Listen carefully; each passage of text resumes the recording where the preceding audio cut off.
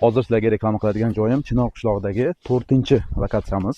Ko'pchilik ujra o'ylashi mumkin, nega hamma qishloqdan yerlarni sotib ko'chib ketyaptimi degan xayolda bo'lishi mumkin. Unaqa emas. Bu qishloqdagi odamlarning yeri qaranglar juda katta bo'ladi. Bitta oilaga 20, 30, 40, 50 sotixgacha yer to'g'ri kelyapti.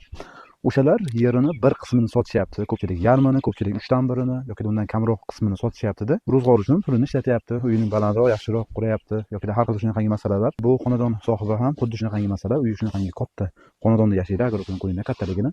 Shuni bir qismini sotishayotgan ekan.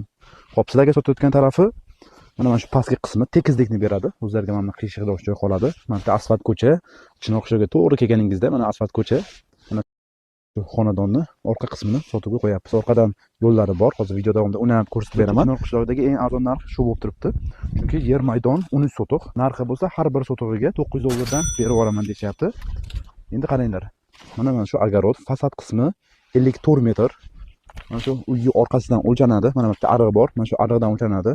Mana daraxtlar sizga o'tib ketadi. Va pastki qismi sotishayotgan ekan.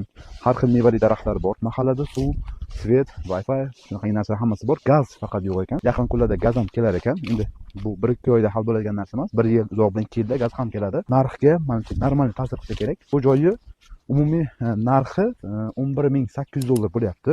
Naqd pul bilan kelsanglar ozgina savdosi bor. Endi qaranglar. Fasad qismi 54 metr. Mana ichkariga kirgan, mana narigi tarafga adashmasam 30 metr, bu taraf 21 metr shunaqa edi.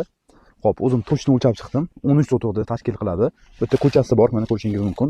Mobodoga 2 ga bo'lib olsangiz ham bo'ladi. Har biringizga $6,000 dan to'g'ri keladi. Menimcha bu pulga juda ham yaxshi narx. Bidan dacha qurasizlarda o'zingizlar va oila a'zongiz uchun bir dam olib ketishga juda ham yaxshi lokatsiya. Havosi toza, changi yo'q, tinch, fayzli mahallaga dam beradigan, stresslarni yo'qotadigan aynan shu lokatsiya bo'ladi. Endi kadastr masalasiga keladigan bo'lsak, mana shu xonadonga hamma mana shu umumiy yer kirgizilgan.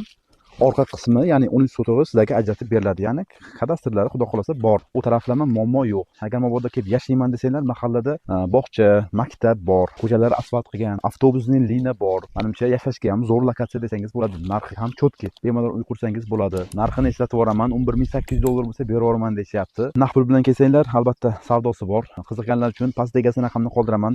Hozirroq telefon qilib yer haqida batafsil ma'lumot va to'g'ridan to'g'ri yer egasi bilan bog'lanib, bu narsa chiroyli narxlarga